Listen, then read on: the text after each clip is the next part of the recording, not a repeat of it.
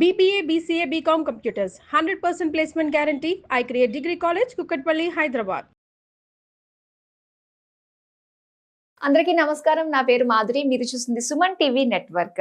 మనకి 19వ తారీఖున ఏకాదశి, అలానే ఆ రోజు మంగళ గౌరీ వ్రతం, అలానే ఆరుద్ర నక్షత్రం. ఈ మూడు కలగలిసి వస్తే చాలా ప్రత్యేకంగా చెప్పుకుంటూ ఉంటారు. మరి ఇలాంటి ఏకాదశి రోజు, దట్టు శ్రావణ మాసంలో వచ్చే ఏకాదశి రోజు, ఆ రోజు ముఖ్యంగా ఆడవాళ్ళు ఏ విధి విధానాలు చేసుకున్నట్లయితే వాళ్ళు పసుపు కుంకుమలు చక్కగా ఉంటాయి, ఎలాంటి విషయాలు వాళ్ళు పాటించినట్లయితే వాళ్ళ జీవితం సస్యశ్యామలంగా ఉంటుంది, ఇలాంటి ఆసక్తికరమైన విషయాలు మనతో పంచుకోవడానికి మనతో పాటు ఉన్నారు ప్రముఖ జ్యోతిష్య పండితులు బ్రహ్మశ్రీ నందిబట్ల శ్రీహరి శర్మ గురువు గారు. నమస్కారం గురువు గారు. వాగర్థావివ సంపృక్తౌ వాగర్థ ప్రతిపత్తయే జగతః పితరౌ వందే పార్వతీ పరమేశ్వరౌ ఆదిత్యాయ చ సోమాయ మంగళాయ బుధాయ చ గురు శుక్ర శనిభ్యశ్చ రాహవే కేతవే నమః. శృంగేరి జగద్గురు పీఠాధిపతులకి, కంచి పీఠాధిపతులకి నమస్కారములు తెలియజేసుకుంటూ కార్యక్రమాన్ని ప్రారంభిద్దాం. గురుగారు, శ్రావణ మాసం అంటేనే పరమ పవిత్రమైన మాసం, అందులో ఏకాదశి. ఈ రెండిటికి ఒక చాలా మంచి రోజుగా పరిగణిస్తూ ఉంటారు. అలానే మంగళగౌరి వ్రతం కూడా వచ్చింది ఆ రోజు చేసుకోవడానికి, అలానే ఆరుద్ర నక్షత్రం వచ్చింది. ఈ మూడు ఇలా కలిసి రావడం వలన మనం ఏదన్నా పూజా విధానాలు, వ్రతాలు చేసుకున్నప్పుడు ఎలాంటి ఫలితాలు వచ్చే అవకాశాలు ఉంటాయి గురుగారు? ఈ శ్రావణ మాసంలో ముఖ్యమైనటువంటి పుణ్యతిథులు కొన్ని ఉంటాయమ్మా. ఇప్పటి వరకు వరలక్ష్మి వ్రతము ఇవన్నీ కూడా మనం కంప్లీట్ చేసుకున్నాం. ఇక మిగిలినటువంటిది మంగళవారం నాడు మంగళగౌరి వ్రతాన్ని ఆచరిస్తారు. ఈ శ్రావణ మాసంలో ఆఖరి మంగళవారం 19వ తారీఖు రోజున. ఓకే. తర్వాత అదే రోజు ఏకాదశి కూడా అవ్వడం. శ్రావణ మాసంలో వచ్చేటువంటి కృష్ణపక్షంలో వచ్చే ఏకాదశి అజ ఏకాదశి అని అంటారు.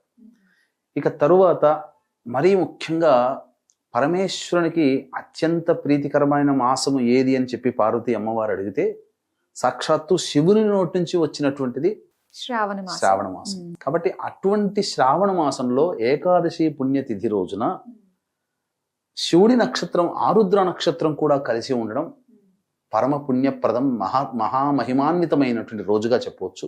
ఈ ఒక్క రోజున గనక మనం మిస్ అయితే చాలా మిస్ అయినట్టే లెక్కమ్మ. కాబట్టి వీక్షించేటువంటి సుమన్ టీవీ ప్రేక్షకులు కూడా ఏమాత్రము అలసత్వం చేయకుండా ఈ ఒక్క రోజుని, ఈ శ్రావణ మాసంలో అతి పవిత్రమైన ఆఖరి మంగళవారం రోజున మీరు మిస్ కాకండి. ముఖ్యంగా ఉన్నటువంటి 3 విషయాల గురించి తెలియజేస్తాను. మంగళగౌరి వ్రతం అనేటువంటిది భర్త యొక్క ఆయురారోగ్యాలు పెంపొందించుకోవడం కోసం, అలాగే దీర్ఘ సుమంగళిగా ఎక్కువ సంవత్సరాలు భర్తతో కలిసి కాపురం చేసే విధానంగా ఆ అమ్మవారు అనుగ్రహించడం కోసం ఇది ఈ యొక్క మంగళగౌరి వ్రతాన్ని వివాహమైన మరుసటి సంవత్సరంలోనే మొదలు పెడతారు, లేదా వివాహమైన సంవత్సరంలో మొదలు పెడతారు. ఇక రెండవది, వివాహం కాని అమ్మాయిలు చక్కటి వరుడు లభించాలనేటువంటి ఉద్దేశంతో ఈ యొక్క కాత్యాయని వ్రతాన్ని ఆచరిస్తారు.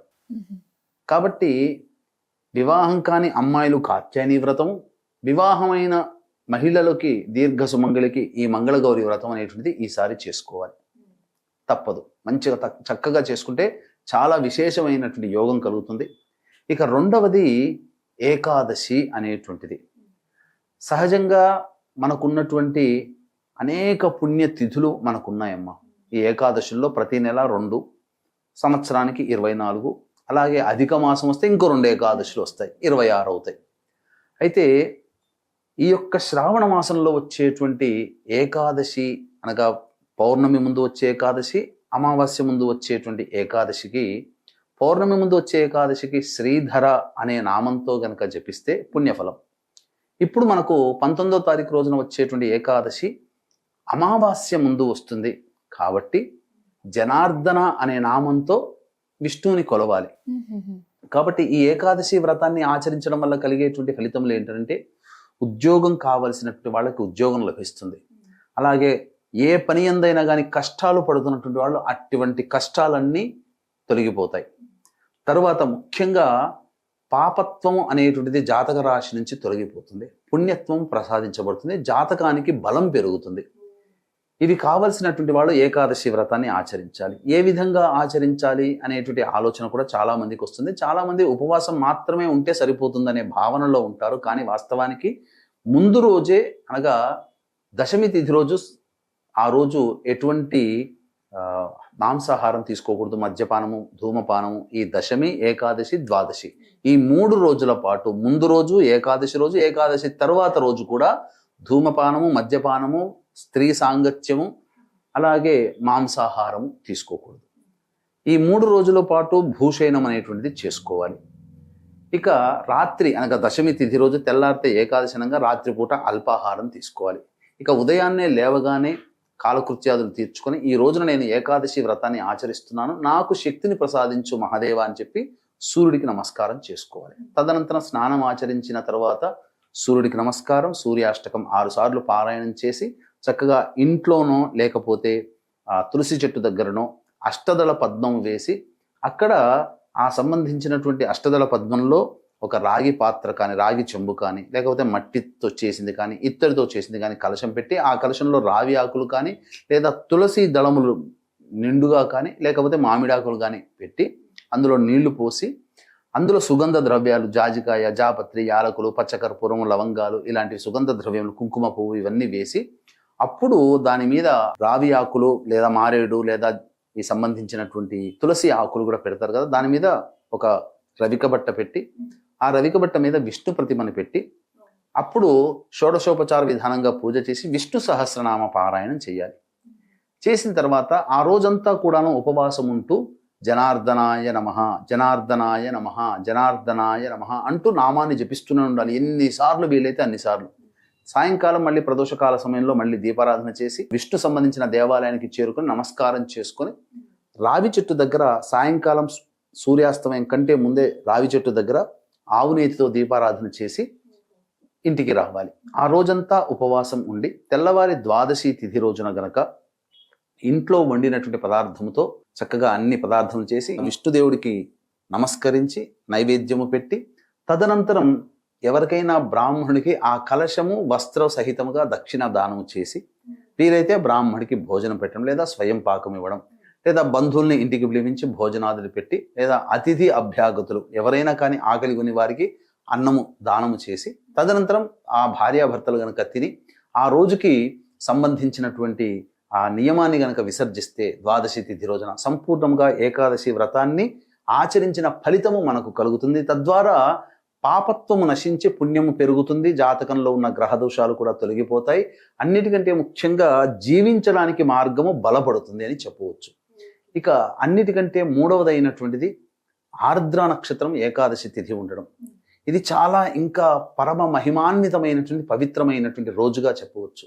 అయితే వీక్షించేటువంటి ప్రేక్షకులు గమనించాల్సినటువంటిది ఈ యొక్క 22వ తారీఖు రోజున ఈ శ్రావణ మాసం చతుర్దశి మరియు అమావాస్య ఈ తిథి కలిసి వచ్చినటువంటి సందర్భంగా జాతకంలో మీరు ఎన్ని ప్రయత్నాలు చేసినా, మీ జాతకరీత్యా ఆ ప్రయత్నంలో ఆటంకాలు ఎదుర్కొంటున్నా, ఏ పని చేసినప్పటికీ ఆ పనిలో విజయం పొందలేకపోయినా, అన్నీ నోటిదాకా వచ్చి వెనక్కి వెళ్ళిపోతున్నా, నిజాయితీగా ఎంత కష్టపడ్డా మీరు ఫలితం పొందలేకపోయినా, అసలు జాతకంలో ఎన్ని పూజలు చేసినా ఆ పూజల ఫలితాన్ని పొందలేకపోయినా, వీటన్నిటికీ కారణం పితృదోషం ఉండడం వల్లనే మీరు ఏ ఫలితాన్ని పొందలేకపోతారు.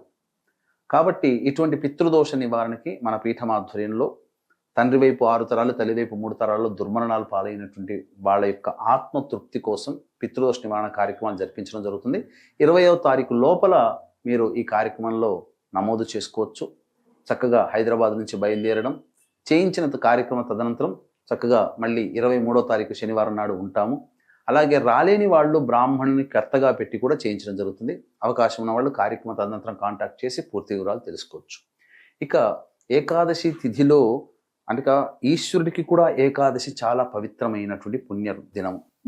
ఇక ఆ రోజున ఈశ్వరుడి జన్మ నక్షత్రం ఆరుద్ర నక్షత్రం కూడా ఉండడం, విశేషంగా శివకేశవుల్ని ఇద్దరినీ కూడాను పూజ చేసుకునే భాగ్యము కలుగుతుంది ఆ ఒక్కరోజు. మళ్ళీ ఇంకెప్పుడు రాదు అటువంటిది. కాబట్టి ఆ రోజున ఈశ్వరుడికి అన్నాభిషేకం అనగా గంజి వార్చినటువంటి అన్నాన్ని గోరువెచ్చగా అయిన తర్వాత అప్పుడు ధారగా స్వామికి అన్నాభిషేకం జరిపించి ఆ అన్నాన్ని నైవేద్యంగా స్వీకరించవచ్చు, 10 మందికి పంచవచ్చు.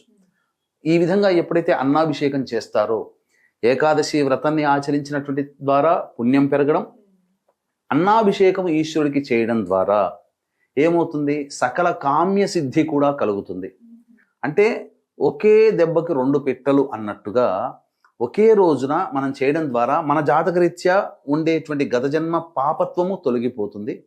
ఈ జన్మలలో మనం సుఖంగా బతకడానికి మనకి ఏది కావాలని మనం కోరుకుంటున్నామో అది మనకు అతి త్వరగా మనకు లభిస్తుంది అని చెప్పవచ్చు. కాబట్టి అవకాశం ఉన్నటువంటి వాళ్ళు ఈ యొక్క సంబంధించినటువంటి శ్రావణ మంగళ గౌరీ వ్రతము కానీ, ఏకాదశి వ్రతము కానీ, ఈశ్వరుడికి అన్నాభిషేకం కానీ, ఈ 3 గనక చేసుకుంటే చాలా మంచిది.